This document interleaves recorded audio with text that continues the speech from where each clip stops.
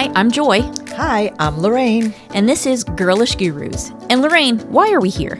We're here to talk about mid-lifestyle topics for women who are 45 and older to help you live your best, healthiest, and most fulfilled life. We're also going to have lots of fun along the way. So let's get started.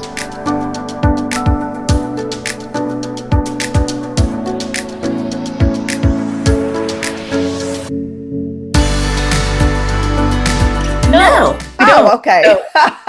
I'm sorry. I know the husbands know each other, right? Yeah. Yes. We don't. Okay. Well, hello. Nice to meet you. And you as well, finally. Yes. Okay, sorry, Lorraine. I didn't mean to step on you there. Oh, no. Okay. So what we're going to do is after Joy does her little intro for us, I will do your intro, and then we'll jump into the questions. And I think I'm going to be the first person to ask you a question. So we'll do it that way. And then we'll kind of go back and forth between Joy and I. Okay. And both of us now, I think Joy, you're close to being finished with the book, or did you no, finish? I read it all. Yeah. Okay. She read it, and I'm a little past halfway through, and I'm loving it. Good. So yeah, you write so well. I mean, really the descriptive part of it. And Hey, wait for the podcast. I know. Okay. All right. We got to save it. Yeah, save it. Okay. All right. Let me put us into speaker view. And you have us on gallery, right? I do. At your end. Okay. There we go. Okay. So Joy, whenever you are ready. I think what we're going to do is, since we are a little out of whack because of all recent events, this is going to wind up being our Christmas episode. So this will get posted on the 21st. And I actually think that's kind of appropriate. I don't know about you, Lorraine. I like that idea. Yeah. It seems fitting. Okay, so when it's posted, we will send you links and etc. So you can share it and promote it. Is there anything else I'm forgetting? I don't think so. I don't think so. Okay. All right. So if you all are ready, we can go ahead and get started. Okay. All right. 3, 2, 1. Welcome back to another episode of Girlish Gurus. I'm Joy. And I'm Lorraine. Lorraine, what are we talking about today? We have another special guest, Jenny Dubay. And before we jump into her intro, I just have to say there was a little bit of serendipity with this episode. It ends up that your husband and Jenny's husband work together. Right? And at the time that Jenny came into our lives, she was just about ready to travel to Italy, as I was. And we were both going to be in the same city at the same time, which happens to be so relevant to what we're talking about today. So we'll just give that little for teaser. A lot of reasons. And let me just say, I'm a little bit jealous. Yes. Mm-hmm. You could have come. Well, we'll talk about that later. Next time. Yes, next time. Absolutely. That's right. So Jenny Dubay is an author, speaker, and trauma-informed coach whose historical fiction brings medieval mystics to life.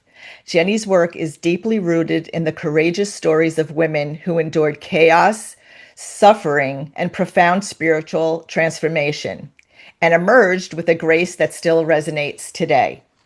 We'll explore her powerful new novel inspired by St. Catherine, or Caterina, of Siena, the research behind her storytelling, and how ancient feminine wisdom can guide modern women, especially those healing from trauma, betrayal, or spiritual wounds. Welcome, Jenny. Welcome. Thank you. Thank you for having me. I'm excited. Yeah, I loved, so we met in Siena on a very steep hill at a restaurant where I felt like I was clinging to the side of a cliff. Pretty much, yep. Yeah, that's Siena, yes. Wow. And it was great because we kept texting each other, trying to meet up. And I just thought it was so appropriate prior to us doing this podcast interview, especially because it is about St. Catherine of Siena. We were in Siena. And so to me, it felt very appropriate. And also another woman who was with us, Carol, was there specifically because St. Catherine meant so much to her aunt who had passed away.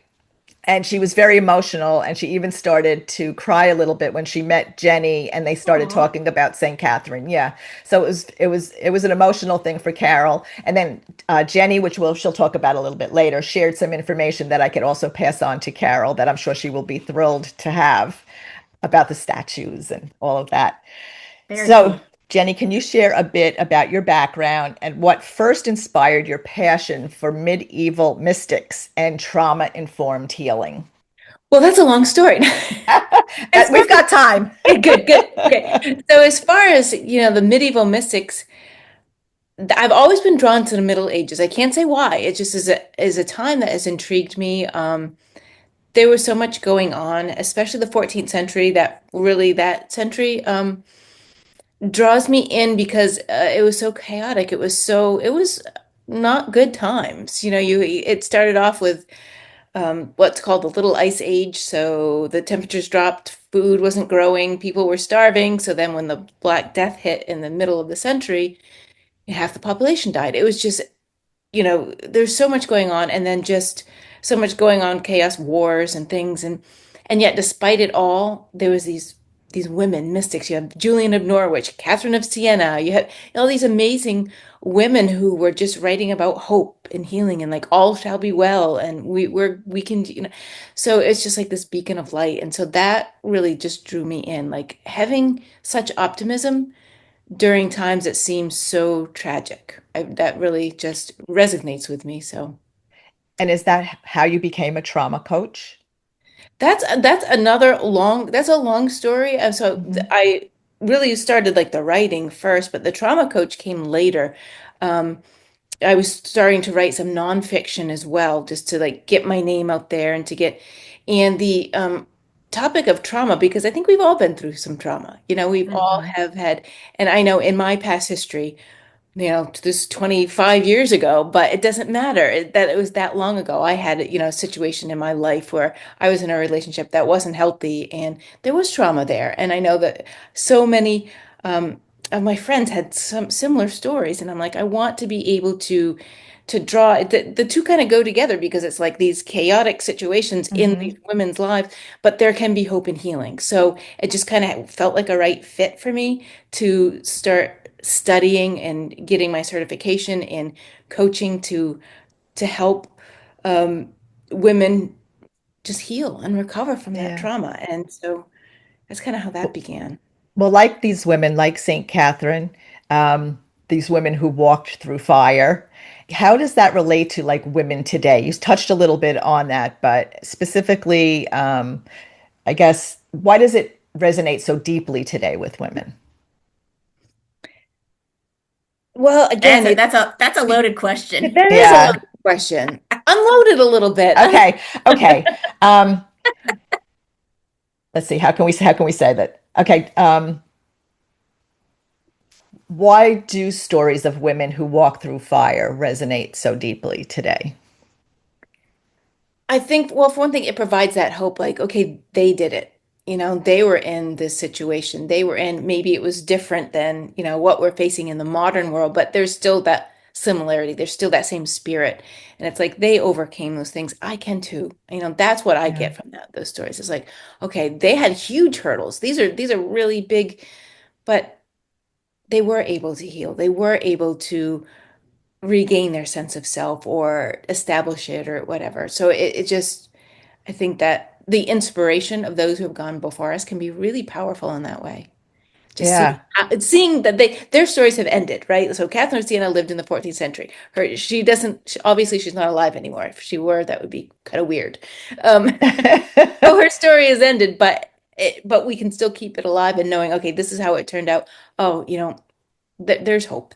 Yeah. We can do And this. oh my gosh, what they did go through then. I Yeah. mean, just reading your book it's like incredible. And I felt such emotions with it that were brought up, just everything that she's experienced.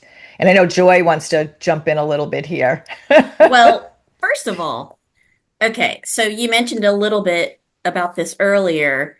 The reason I became aware of you, Jenny, in your book is because our husbands know each other. They work together. And my husband came home and he said, Hey, my colleague here at work And he said, my wife has written this book, and I understand your wife has a podcast. I wonder if they would be a good fit for each other. And Ron said, check it out. And I did. And I thought, oh, yes, for sure. And what's so funny about that is you have written this story, you're a trauma coach, and you've written this story about an incredibly powerful woman.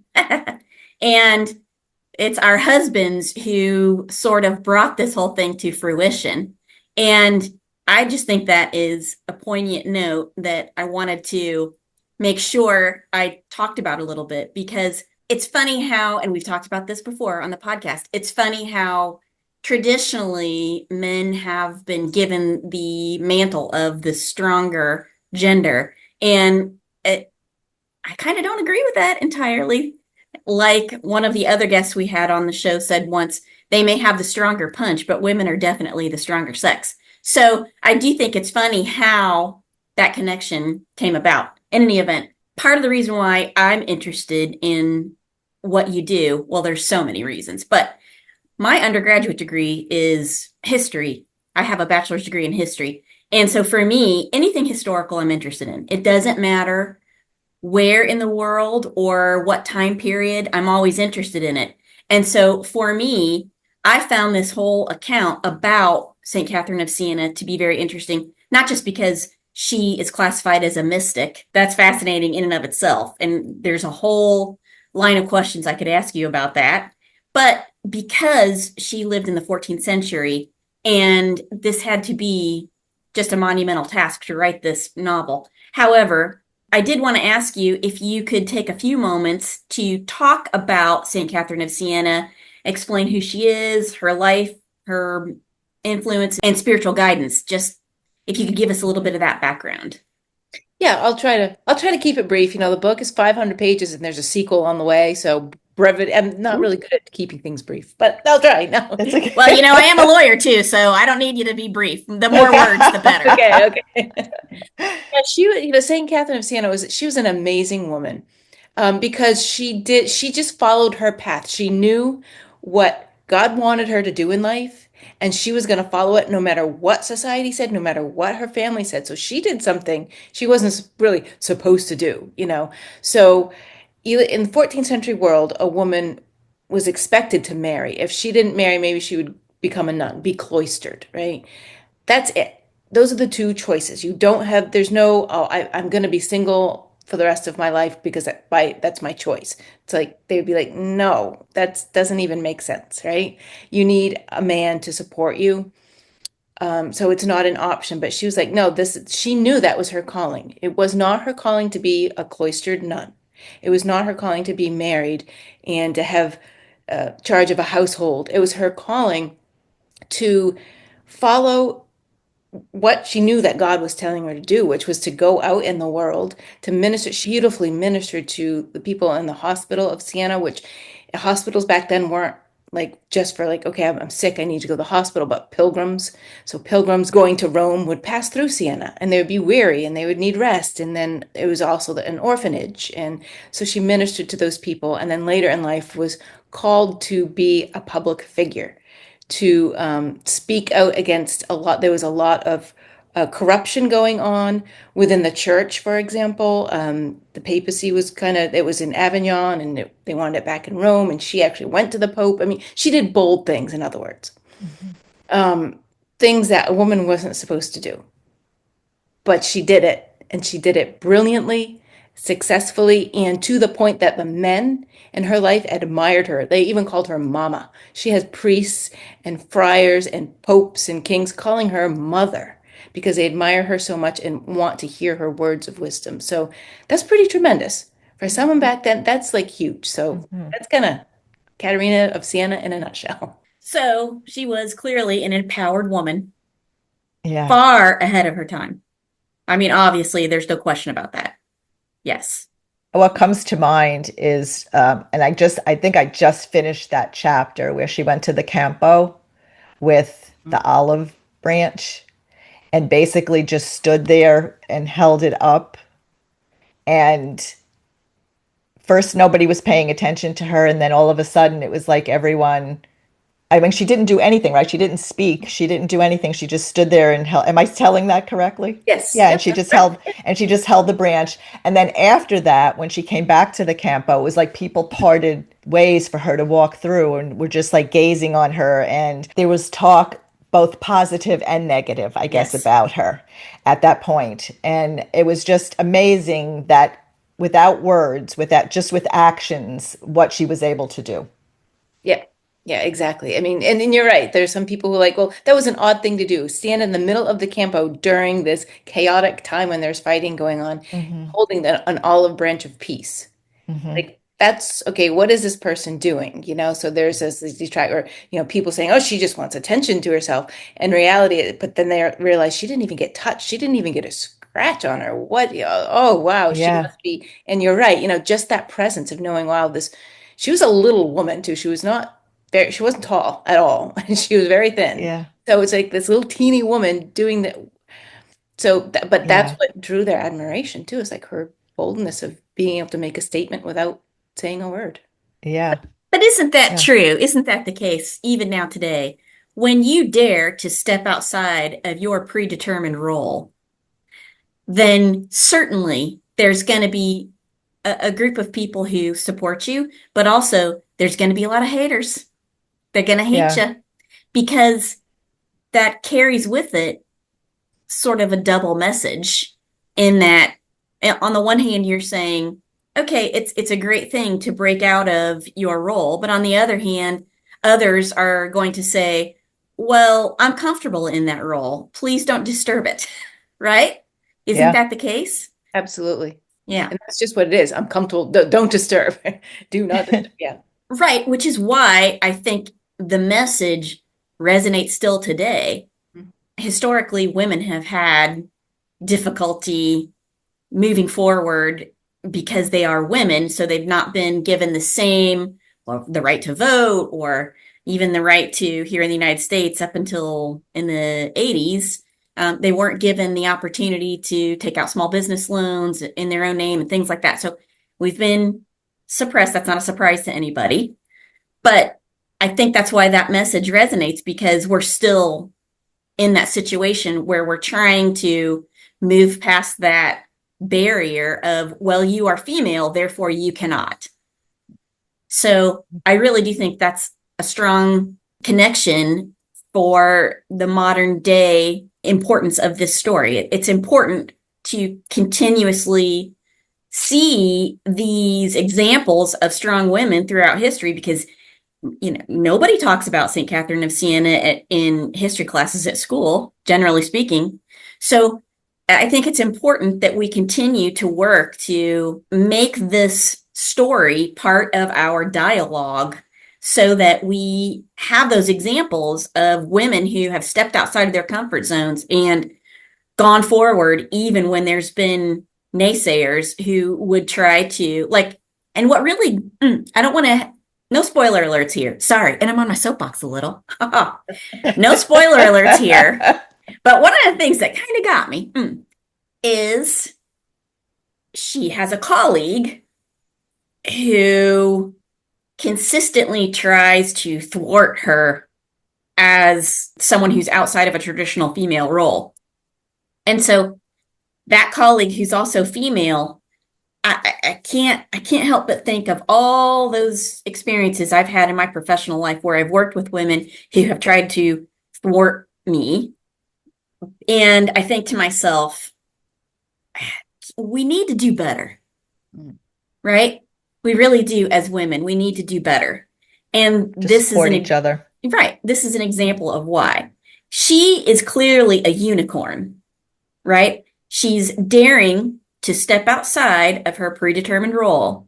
And maybe this is a cautionary tale that when we see someone who is doing that, trying to step outside of their predetermined role, and they appear to have good intentions, then maybe we set aside our skepticism and work to support her in the best way possible. So anyway, okay, that's enough of that soapbox. I'm sorry. Yes. Okay. So, Yeah. yeah, Lorraine, you want to? Yeah. Yeah. So in particular, is this what drew you to in particular Saint Catherine? Like of all the women that you could have written about, what was it that drew you to Saint Catherine in the 14th century? Well, I was always drawn to the 14th century, so that Right. Yes. that's Yeah. fit that like she was in that era. But I think that it was like just doing what I'm going to say the impossible because it was supposed to be, and but just knowing, okay, this is me. This is who I am. This is my soul. And I'm going to go forward no matter what. I mean, yeah, I find that really inspiring, knowing like if this is what you're truly meant to do, then the path will open if you just stay the course and don't listen to those naysayers and be like, okay, you can have that opinion, fine, but I'm still doing my thing. Right. And so that really inspired me. And her most famous quote is, "If you are who you ought to be, you will light a fire in all the world." And that's exactly what she did. Oh, I love So, it. yeah. Then that is Yeah. what is just. I mean, I just find her inspiring. And the more I read her writings, the more I'm just like drawn. And she just has such wisdom. So Yeah. And when you was discussing about how she forged her path, she did what she felt she was guided to do, even while her own family was telling her, you need to get married, you need to be doing, this, but she stood steady and she just really, she heard the word of God. She knew that she had to forge this path, and she just was such a strong woman. And yet, I know her dad, I don't want to give away too much either, but like, I think her father really appreciated that towards as I don't want to As I the don't want to give story too much as the progressed. story progressed. Yeah, Right, I'm trying I so agree. careful not to like I don't know. Lorraine, gonna be a Yeah. spoiler. That's right. I know. But your writing style is so wonderful and so descriptive, and I had such emotions reading this story about Saint Catherine and everything that she's been through. I'm really enjoying it. And I know Joy finished the book. I have not yet, but so don't tell me. Don't you give me any spoilers. I'm not. I'm biting my tongue here. I'm trying not to, really, because I was actually going to ask a question and edit it out. But now that I know you haven't read all the way to the end, I can't ask it. Lorraine. Anyway, okay.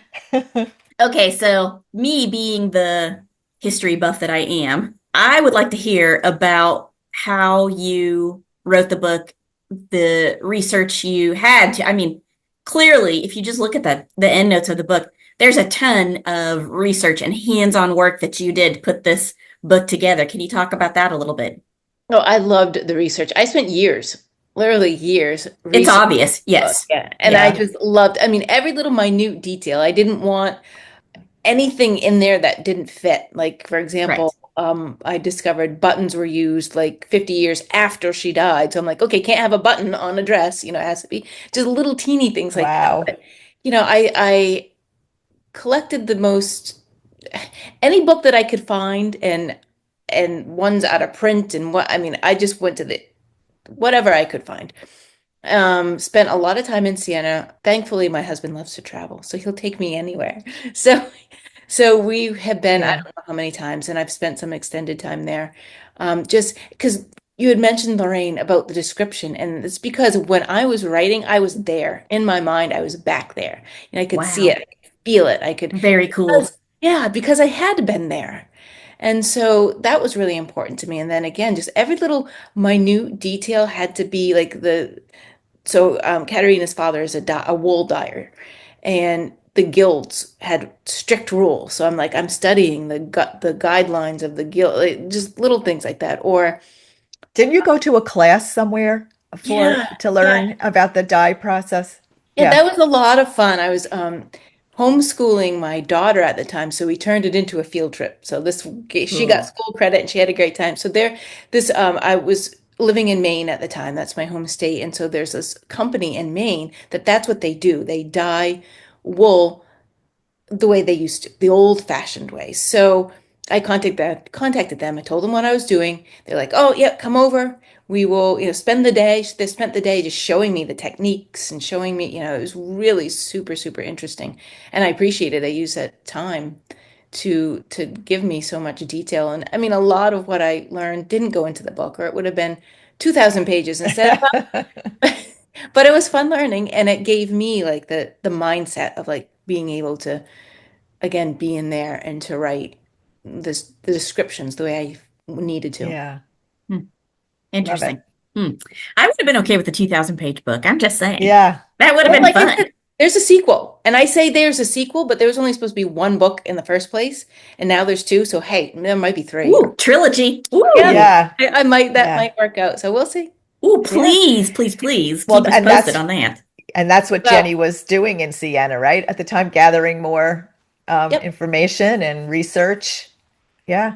How long So, were you there for when you went this last time? oh no, oh, 2 weeks. Yeah. Only 2 weeks. Yeah, yeah, I know. Well, I know. and we weren't in Siena the whole time because I did go to Avignon because the next book, Caterina, walk. Can you imagine walking to Siena Oh, from come Siena on. to right? So Anyway, fantastic. she did, and so we went there and a few other places. Gosh. Wow. What an experience. Oh, for crying Yeah. out loud. I would love that. Ooh, Yeah. you tell your husband to tell my husband that that's what I want. Okay. Yeah. Well, Uh-huh. it was my birthday, so that was like my birthday Yeah. gift that he gave me for my. I'm like, okay, sure, I'll take that. That's quite Thank you. fantastic. Yeah. So Yeah. nice. So Hmm. nice. So, okay, I want to follow up on that question just a little bit. While you were researching it and going through that process, did you come up on any surprises? Or I mean, the buttons, that's very, very interesting. And I'm sure not a single female garment back in the day had a pocket. That's just, why would it, right? But what other sort of anecdotes or surprises can you talk about if you came across any? As far as like the times and things that they, yeah, I mean, a lot of it was just. I can't say there was any surprises because I knew so much about the 14th century anyway, but just the little details about like how their clothing should be or how specifically the sleeves were tied on. Like you think of a dress, for example, like we wear a dress, or here my sleeve is attached to the rest of my garment. It's like, well, no, their sleeves were detachable. They tied them on. Mm. So, I had to like get that right, like where they tie it and Well, just a little, pockets were that way too. yeah. When pockets were first introduced, they were actually a separate piece that you would attach to your garment. Like a modern day fanny pack. Right. Sort of, Right. yeah. Hmm. Yep, very interesting. Hey, Lorraine, don't forget, it's time for us to schedule our Lifeline screening appointments. They're 5 simple tests to help us keep on top of our heart and bone health, which is important for women over 45. Yes, Lifeline Screening has been the premier provider of preventative health screening for over 30 years. In that time, over 10 million people have had screenings to detect their risk of stroke, cardiovascular disease, and other chronic illnesses. Lifeline Screening can provide meaningful benefits for your body and mind, and that's why they're committed to delivering accurate results and recommendations that could give you a healthier advantage in your everyday life, such as early detection of serious conditions, prevention of disease progression, peace of mind so you can enjoy life, savings with more affordable screenings, and no insurance required. Yep, and don't forget, by using the link in the show notes of this episode, you get a special offer available to Girlish Gurus listeners, so make sure and schedule your appointment. Get peace of mind now. Here's to your good health. Yeah, so Jenny, I wanted to know, how did you weave fact with fiction? What do I want to say? Is it historically accurate? Like, is the whole book historically accurate? I'm assuming so, all the research you did. But how did you weave like the fact with fiction? You obviously can't say that you found a text that would give you a blow-by-blow account. So you've got to fill it in somehow, right? Right. Yes. Okay. So the book, the novel itself is extremely historically accurate. For example, anytime you see a date, even if it's like an exact, not just a year, but the exact day, that's accurate. That's the date. That is the date. There were some things in the book that I didn't want to write in, but I had to because it happened. And I'm not going to say what. Spoiler alert. No. Okay. But there were, a few that I'm like, I don't want this to happen. It has to. Okay, what can I do? As far as like getting into the spirit of the character. So for Caterina, when I was writing in her voice, it was really a matter of just pouring over. So we have 382 of her letters that she wrote Wow. that we still Wow. have. And then she wrote a book that she just calls The Dialogue. And then another book of her prayers. So her disciples would, like, when she was praying aloud, they would write it down. So we have some of those. So I just poured over her writings over and over and immersed myself and just tried to get her voice, tried to feel it, tried to just, be in a part of that. And as far as the other characters, again, just studying, we have a book about her life written by her spiritual director and her confessor. He wrote it, he began writing it 10 years after her death. And what he did is he went around interview. He wrote from what he knew of her, but went around interviewing, for example, her mother and her sibling, just people who knew her. So just reading that, and so that gave me a good idea of the other characters in the book as well. There's some, and I can mention this because she appears right at the beginning. It's not a spoiler alert, but there's some that I kind of had to make up, but it just flowed and fit so well that it just came together. So, for example, her sister Elisabetta, the silent sister. Um, what we know about this sister is when she was born and when she died, and that's it. We don't know anything in Hmm. between in her life. We don't know who she was. We so, Mm. and I made a character based on who she could have been. I don't really know, but that was one of the few characters that I actually made up. The rest, I mean, you just have to go with what you know historically and then kind of flesh it out. Yeah. What could be probable, maybe. Yeah. Yeah. Well, you did a fantastic job of contrasting her voice with the other characters. I mean, that's drastically different. And that was interesting to me. And I don't know, there were parts of it when she's talking or she's narrating, and really it gives you goosebumps. It's quite the read in Yeah. terms of her describing what she's going through while she's in something of a state. Mm. That's very Yeah. that's very moving. I guess one of the things we should discuss is your responsibility in portraying historical figures with integrity, right? Mhm. So, Elisabetta, was that her name or did you? Her name was Lisa. Oh, okay. But I Okay. didn't call her Same. Lisa because, The sister-in-law is named Lisa as right. well, So right? it's like, Yes. well, Yeah. Lisa one, Lisa two, so that, Right, right. yeah. The other characters, I guess, in the novel, and it is a novel, right? You have to consider it fiction because you did embellish and whatever. But like from her father to her brothers to Niccolo and what is her, Alessandra? Alessa, right? Alessa. Yeah, Alessa, Niccolo's wife. Is it yeah, right. Alessa? Alessa. So all of these characters that you bring to life, really, that you have to, I guess you're portraying them historically with, and I don't know how else to word that. Well, Again, it's just that researching and then and Yeah. knowing too, like what could have been but wasn't. So for example, Nicolo, you mentioned Nicolo and Alessa. We know Alessa, that was Caterina's best friend.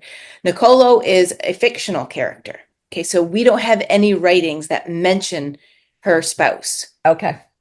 So I Yeah. created this character based on, oh, this is a very, it could happen. So his family, and I'm not going to say too much. Okay, Yeah. trying to say things without saying things, right? Right. His family's going to come up in the next book too. So his family's well known in history.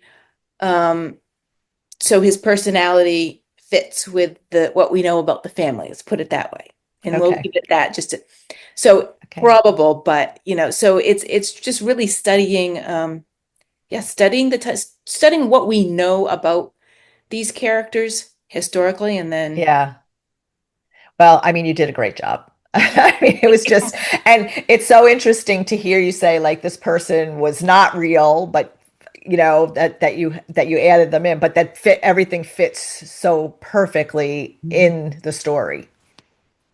it Yeah. was fun. I just say it was fun. Like when something would happen and it would be like click, I'm like, oh, that's it, and it just, yeah. Yeah. Yeah, there's no feeling like that. Yeah, I've done a little bit of writing myself, and that's the best feeling in the world when you're like, ha ha, yes, exactly. Yeah, that's that's exactly what exactly it is. right. Hmm. It's like, wow, I didn't know that. And you, because you're just making it up, but it does. It just seems like it could have been. Oh yeah, for sure. And probably on some level it was, especially with that guy. Yeah, for sure. So tell us about the title. What does that mean to you? Because I have my own opinion about it, but I want to hear what you have to say. Okay. So it's world between worlds. And for me, that just really describes, well, it's kind of a dual thing. So first, the most obvious is so Caterina would go into mystic states. She'd be in ecstasy where she like it was she could people were who the ones who were kind of against her would like poke her with needles to be like, okay, she's really faking it. She's not because she'd be like stiff as a board and she was and but she wouldn't feel anything. She would her body was on earth, but her spirit, her soul was like in heaven communing with, just that mystic state. So that's what I call the world between worlds because she's physically here, but was she not? But that's also Mm. kind of how she lived her life, with one she lived in the world but not of the world, so to speak, and she didn't again going back to she didn't let anyone stop her knowing what she needed to do.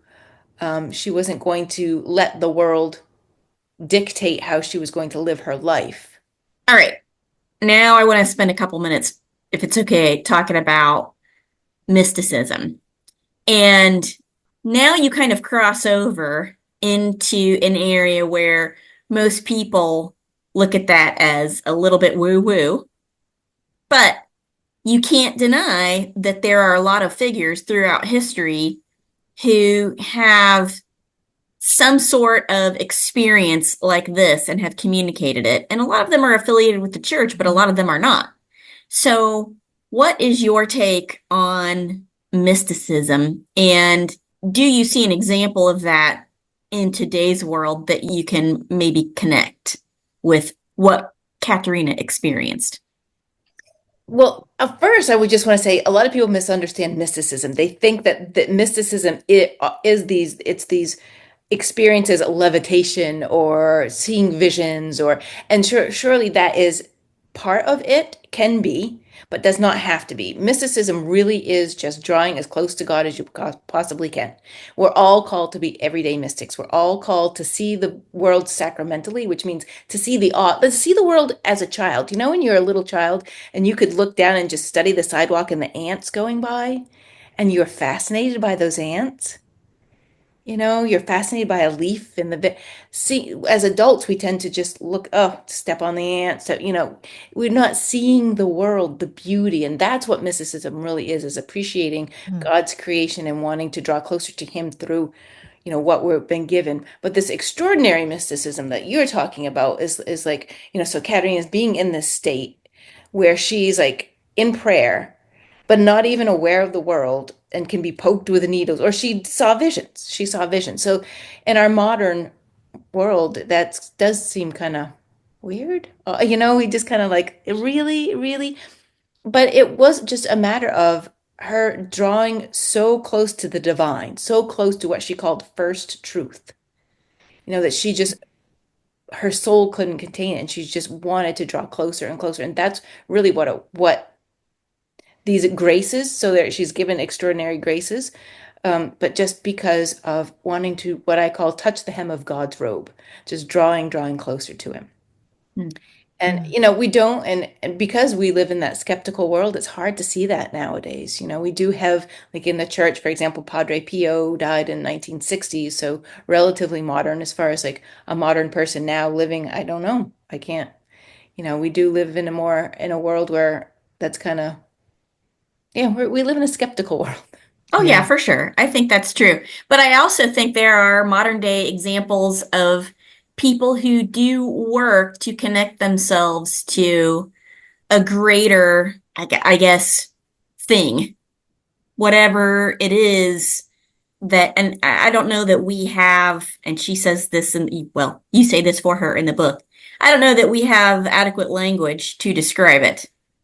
But I do think there are people who work to make that connection and that's something that's just interesting to me. And part of my background, I was raised in a very religious family. So for me, it's interesting to hear someone else's take on that part of religion, because in some ways, that to me is the most valuable aspect of it. Anyway, I No, just, I agree. And I think, there are, I mean, obviously there's tons of people just trying to draw closer to God. And as far as, again, like the huge supernatural phenomenons, we don't know. But that's why I wanted to, mention everyday mystics versus the extraordinary forms of mysticism, because we Mhm. are all called to just draw closer to that divine truth, or first truth, as Caterina called, just drawing closer to something that's bigger than us. there And you go. so, I mean, I certainly strive for that, and know so many people who do, just wanting to draw their spirits closer to the spirit of God so that they can realize, okay, but this isn't all there is, there's wonder out there, there's more. Well, I always think that I'm kind of sad about this skepticism that is out there, because if you just think about the miracle of our bodies, if you think about the miracle of this universe, I can't imagine that people can be skeptical about what is out there and what people do connect with, and just the spirituality of life. I mean, we're going to Sedona, and Joy and I have been there twice now, and we felt like a certain thing there, like it's known for its spirituality and the vortexes and all that. But I just can't imagine how people can be so skeptical when we live on this beautiful planet that we and that we are. Oh my gosh, I'm going to get like emotional about stuff, But that's I, kind of the point, Lorraine. yeah, I know. Yeah. Well, that now I could fall down that emotion hole Yeah. too. I'm telling you. I mean, just us meeting. Oh my gosh. Joy, maybe you need to take over for a minute. Well, but it's like all of the places that you and I have even been together and the experiences that we have. Remember when we were sitting in that little piazza in Italy and we had that cup of coffee and I just had that moment. Yes. How can you not be in those extraordinary moments and not see the greater thing at work, Yeah, right? yeah, It's just there's no Absolutely. way. Yeah.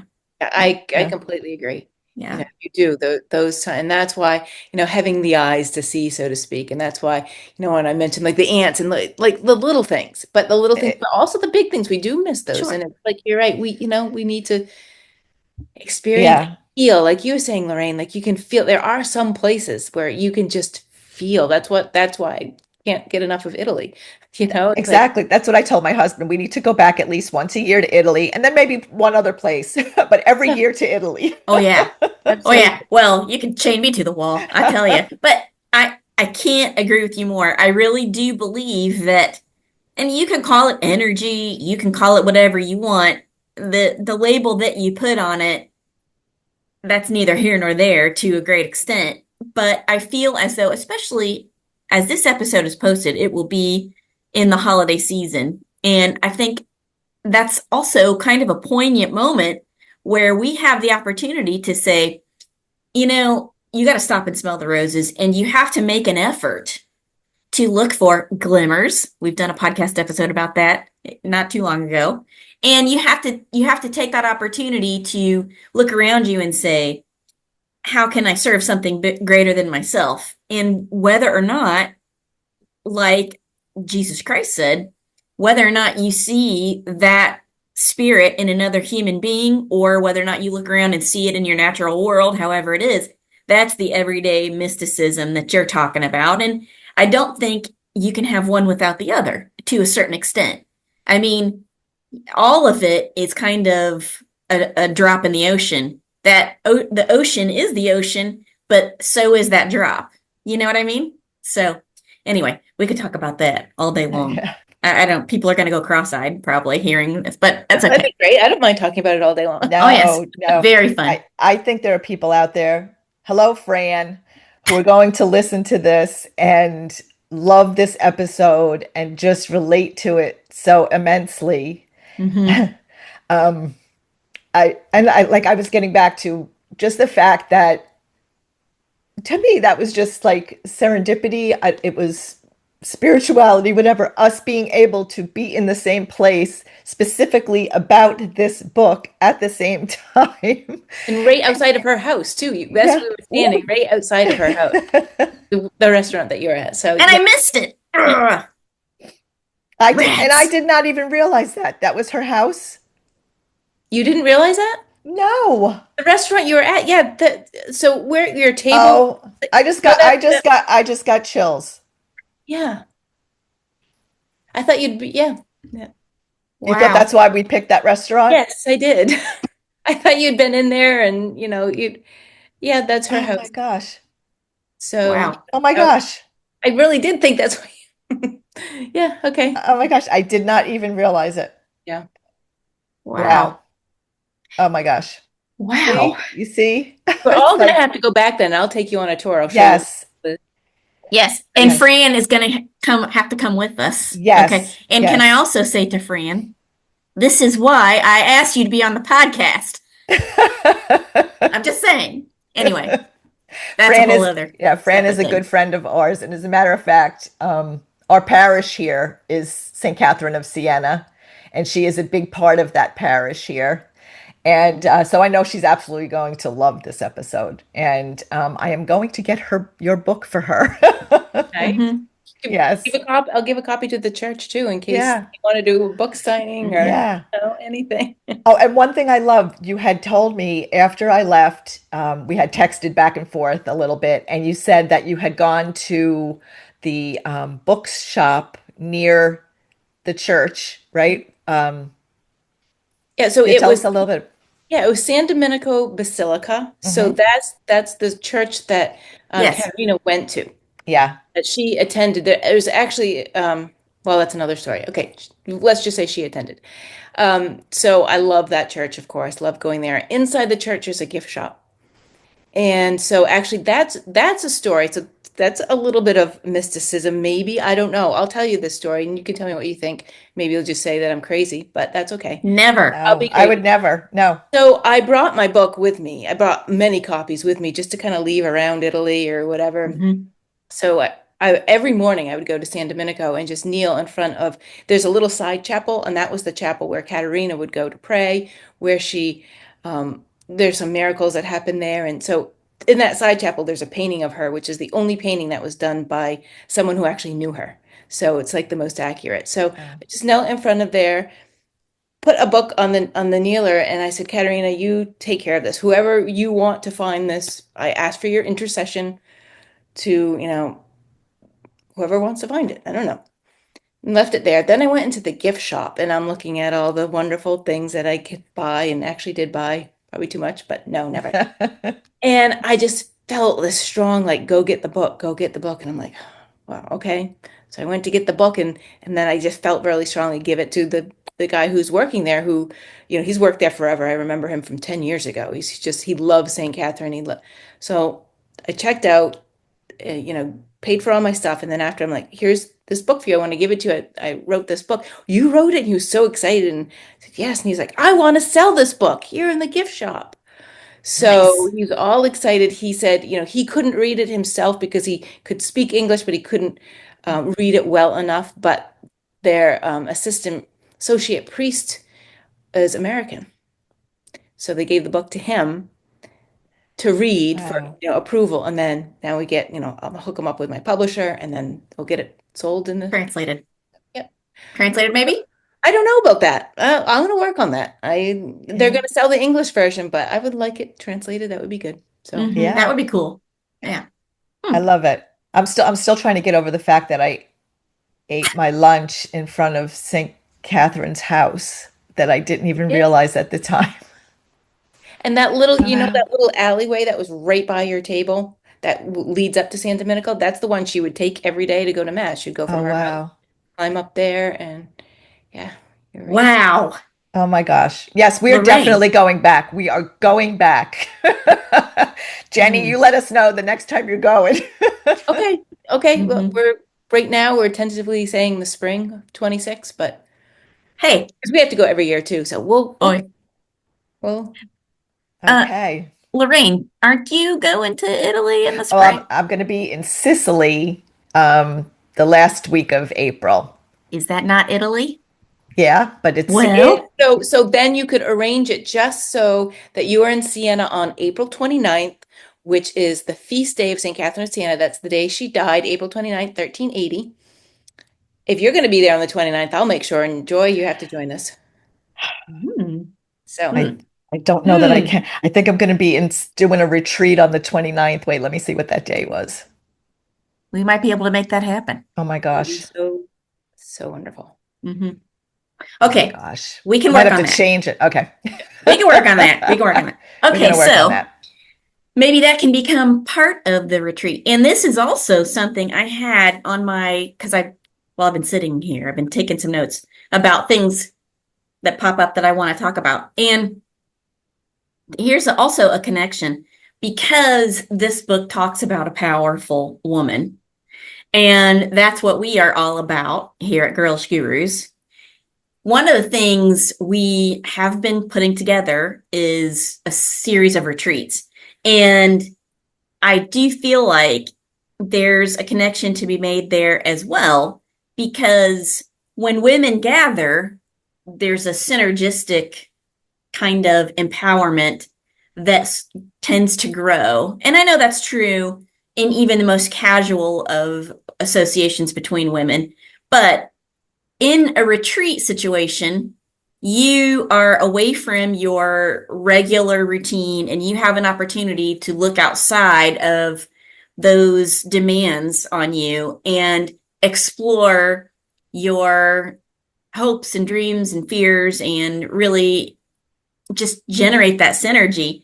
And so I do think it's important to talk a little bit about, and maybe, maybe not in that manner, but I do think it's important to make that point that, you know, one thing retreats are valuable for is situations just like this, where women who are like minded, or women who might be seeking, or women who are exploring their next chapter, they can join with other women and outside of their comfort zone start to make those connections and try to get that synergy moving. And, you know, this whole thing in Italy could be one such opportunity to do that. I'm just pointing it out. That's all. Yeah. Yeah. I'm just saying, Yeah. because I tell you what, I would like to have lunch in front of St. Catherine of Siena's house at least twice, maybe three times. Yeah. Anyway, Yeah. okay. So, That Jenny, you had mentioned one quote of St. Catherine's. Do you have any others that are favorites or that you want to share that might be inspiring to women out there? My other favorite one is she said, "I am she who is not. God is the one who is," which I find that goes to her mysticism, but also I find comforting because it's like I can't.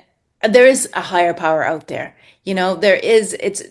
It's not all up to me. It's not all on my shoulders. Right. So I like that one a lot because, Yeah. well, but thank then the Lord for that, you yeah, know? I Yeah. know. But then that goes with our other one, like, but if we are who we're meant to be, we'll light a fire in all the world. I But love that. we can't, but with all of our pushing and prodding and trying to make things, in the end, we're not, we're just these little, there is that Ants. higher that, yeah, exactly. Yeah. There is that higher power out there. There's that God that's taking care of us and helping us to be who we're meant to be so we can light a fire in all the world. Uh, Hmm, yeah, I love it. that's pretty good. Yeah. So So, go go ahead, ahead. Lorraine. Nope. No, I was just going to say, did you have any other favorite characters in the book other than St. Catherine? Well, Elizabeth, Yeah. I think is my favorite. Yeah. The feedback that I get too, I think a lot of people really resonate with her. Yeah, she just kind of inserted herself. She's like, here I am, and I'm gonna be in this book. And um, so yeah, I just have a soft spot for her. Yeah. Do you Hmm. feel like you were guided to create certain characters? Yeah, Yeah. definitely her. She Yeah. was Uh, Well, I've never been the silent sister. You know, I'm the talker, so I appreciated her sweet spirit and her fiery spirit as well in her own way. And I thought she was a lovely foil for all the talking heads who had plenty to say that was very self-serving. But for her, anytime she said something, it's like when people choose to speak in a whisper, it draws the attention, the giant spotlight onto what they're saying because what she said was valuable, well thought out, and mattered in the situation. So yeah, she was a good character. Yeah. Well, Jenny, why don't you tell us a little bit more about like where you're headed now, maybe other things going on in your life, in your business, in your What's on the writing? horizon? Yeah, Yeah. what's on the horizon?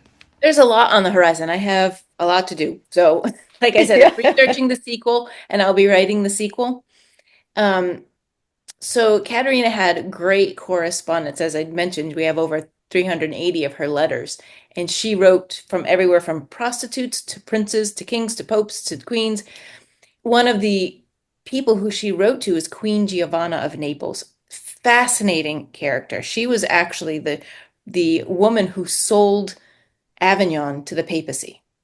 She owned it and she sold it to the papacy.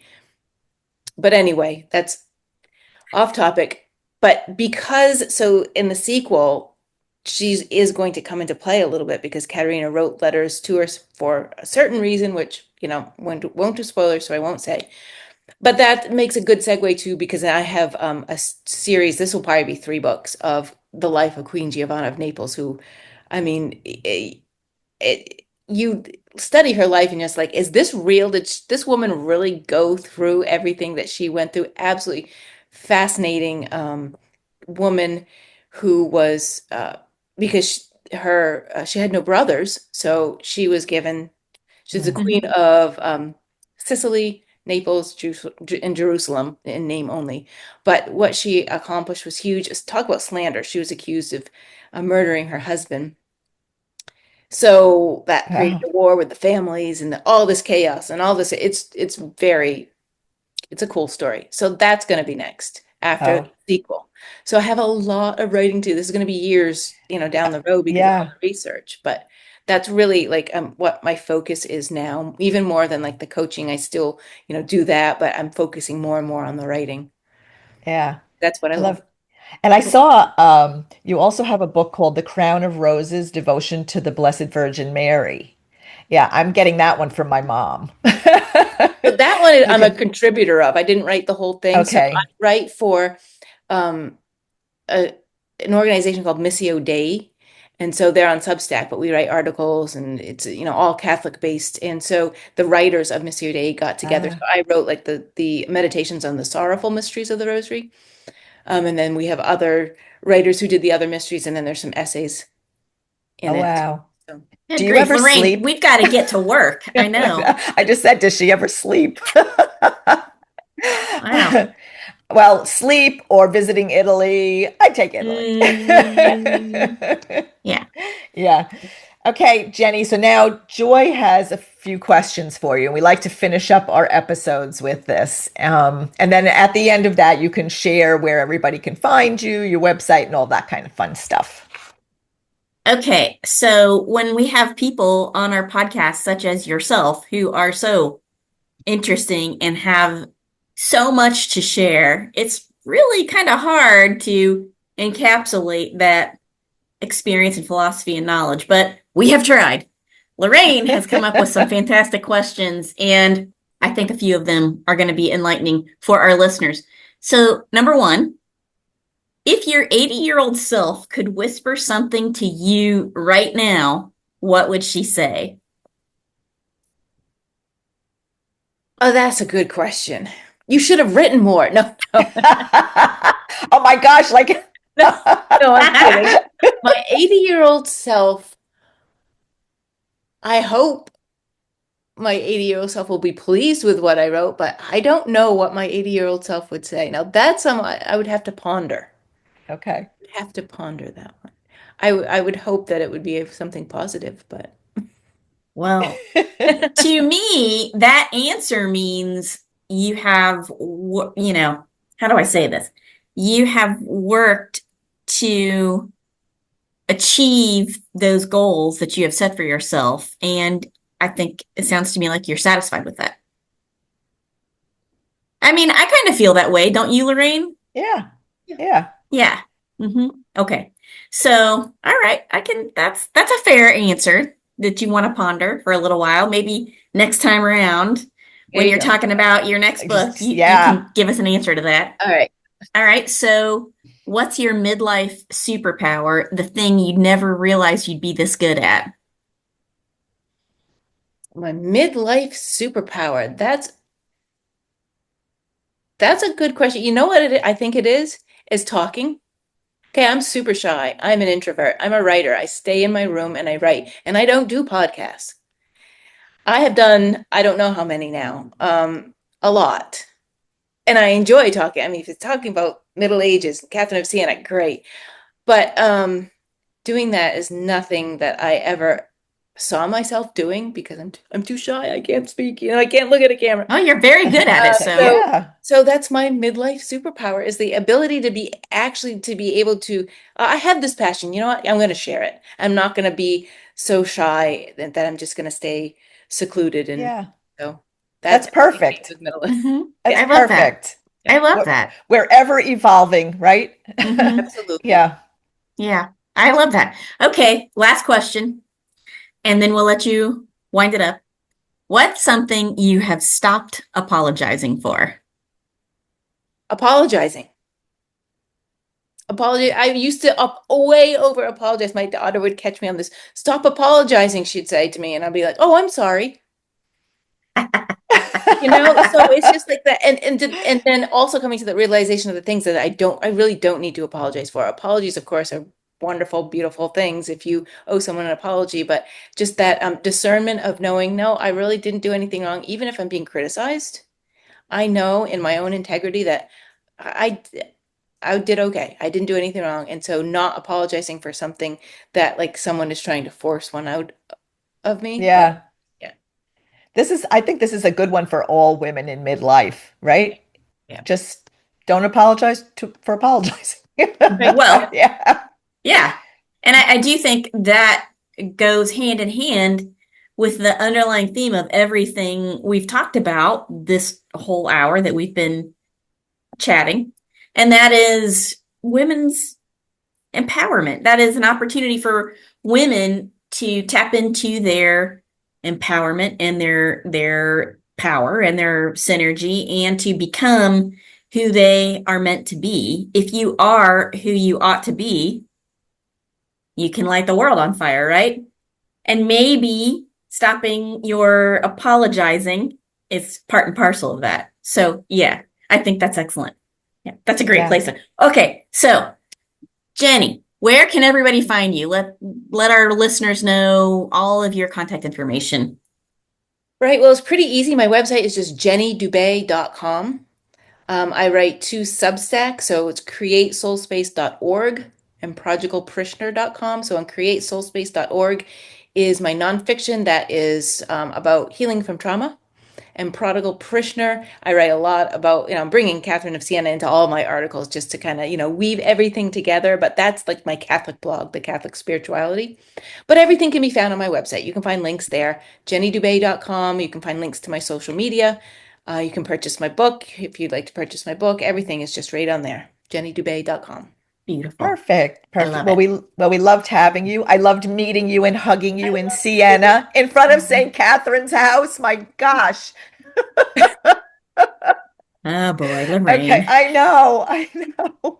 Just wait until Carol hears this. Carol was sitting right in front of the doorway into the house. Wow. I thought you had gone into the house. I thought Carol had mentioned going in there. So that's why I thought you. Into the restaurant. No, I thought she had mentioned. Oh, going into the house. Well, she Yeah. went, okay, where she went, I thought was in a different area than where we were. Because I met Hmm. up with her there. So I'm not sure. Carol, you're I'm going gonna- to have to contact yeah. Lorraine and let her know. Yeah, Carol. Yeah, Carol.